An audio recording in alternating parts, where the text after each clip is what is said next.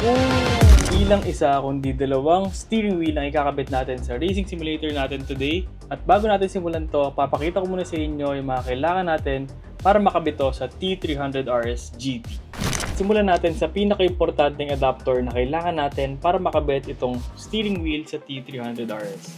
Bale, this is an aluminum T300RS adapter. Bale, dito yung thread ng T300RS and dito naman ikakabit yung steering wheel natin.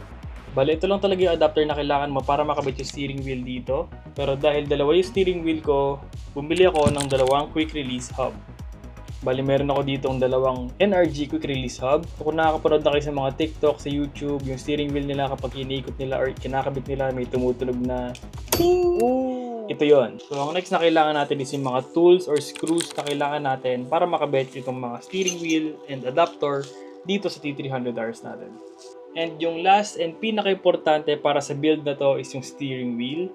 And for the steering wheels, ang napili ko for drifting is Mod 07. Bale, this is a Black Edition Momo. And for racing, this is Momo Monte Carlo Black Edition. And makikita nyo lahat to Black Edition din. Yung horn nya, Black Edition din. So ngayon, alam nyo na yung mga kailangan natin para ikabit tong steering wheel. Punta na tayo dito sa racing simulator ko para makabit na natin. Ito yung T300RS GT ko. And kung napapansin nyo, nakabalot siya kasi last week hindi ko siya nagamit since pumunta kami sa Daikoko PA. Gusto nyo panoorin nyo, nasa link sa baba yung video. So, tanggalin natin itong mga plastic niya. So, first thing na gagawin natin is i-align natin yung steering wheel natin sa gitna. Make sure na center siya. And kuha kayo ng whiteboard marker or any marker na pwede nyo ipang mark dito sa center ng steering wheel. I-mark nyo yung center niya. So, the reason for marking is para hindi nyo makakaligtaan or hindi nyo misalign na ikabit yung steering wheel. So ngayon, lagyan natin ng mark yung center niya dito. Bale, kapag namarkahan nyo na dun sa gumagalaw na part ng steering wheel, pwede nyo na rin markahan dito sa drive module ng steering wheel. Yan, kung napapansin nyo, minarkahan ko na siya dito. Then minarkahan ko na rin doon. Bale, yun yung magiging base ko na yun yung gitna ng steering wheel ko. Tanggalin natin to.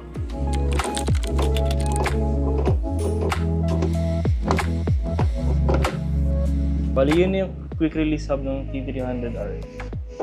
Next stop is ikabitan natin itong aluminum bracket for T300RS GT.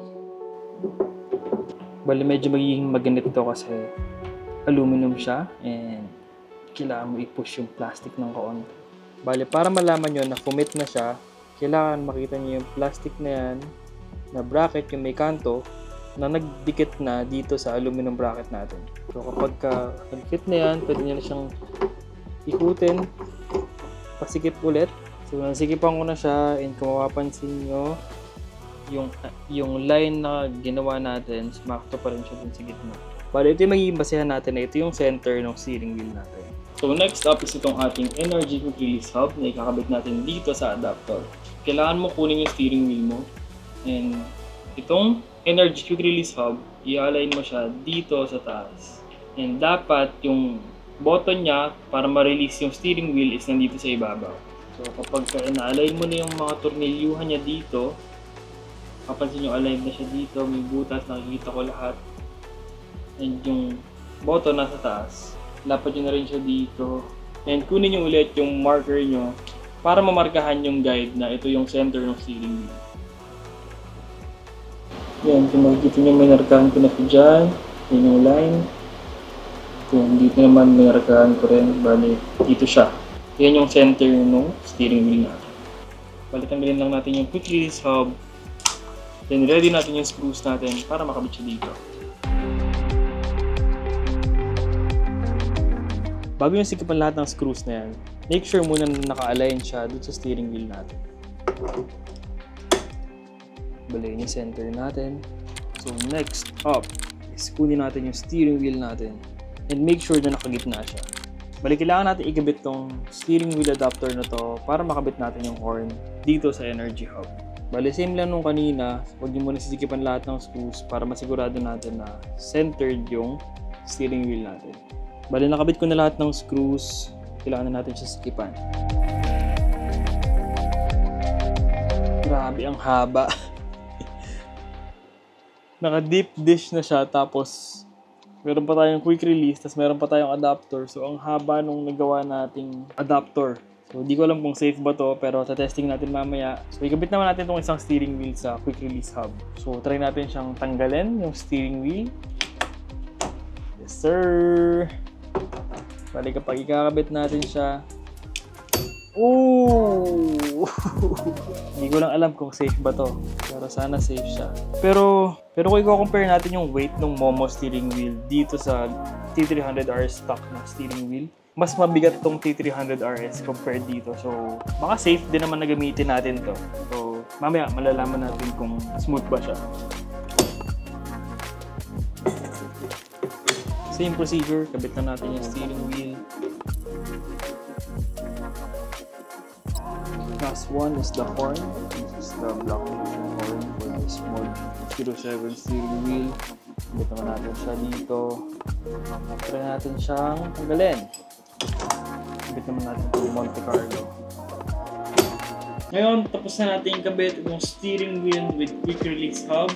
One for drifting, one for racing.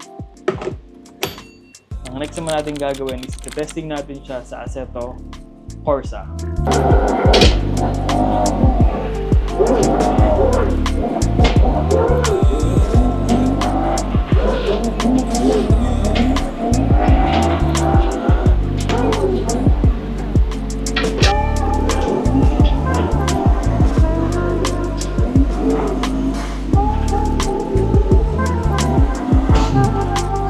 Bali, ito yung stock na steering wheel ng T300RS, and compared to Momo steering wheel, halos kalahati yung size niya, and yun, masasabi ko na mas realistic na siyang gamitin. And since yun nga talaga yung aim natin, maging realistic yung steering wheel natin, yung simulator natin, unti-unti na natin siya na-achieve. Bali, ang goal ko talaga dito sa simulator na to is matuto mag-drift. Since isa't kalahating taon na lang, pwede na akong makakuha ng license dito sa Japan. Makakapag-drift na tayo. Mapupuntahan na natin lahat ng mga gusto nating puntahan na drift events, mga drift circuits like Ebisu, Gunma Cycle Center, Fuji Circuit. Lahat ng yun, pupuntahan ko yun. Wala imposible. So, bale, sisimulan natin dito sa simulator natin. And sana magkaroon tayo ng community dito sa simulator na to. And yun, nire-ready ko lang yung sarili ko since isa't kalahating taon na nga lang, pwede na ako mag-drive dito. And tinitrain ko na yung sarili ko sa right-hand drive na steering wheel. Makita nyo yung shifter ko nandito sa kaliwa, yung handbrake ko nasa kabila rin. Compared sa Pilipinas na nasa kanan yung mga shifter and handbrake. Kung gusto nyo kasamahan sa journey ko, alam mo na gagawin, subscribe to my channel. Testing na natin tong steering wheel natin na bago. Drift steering wheel natin since nag-drift ako ngayon dito sa Assetto Corsa. Bali, tinesting ko na siya and wala naman akong abnormal na sound na naririnig or feeling ko masisira. Hindi naman siya ganon. So, bali, ang feedback ko ngayon is 100% and yun, try natin siya.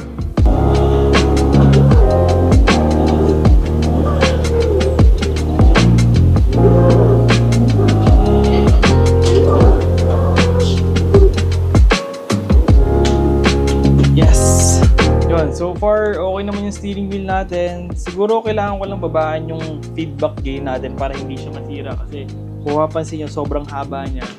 Tapos deep dish pa yung steering wheel ko. So, bababaan natin yung force feedback niya para kahit na intense yung laro natin, hindi siya masisira.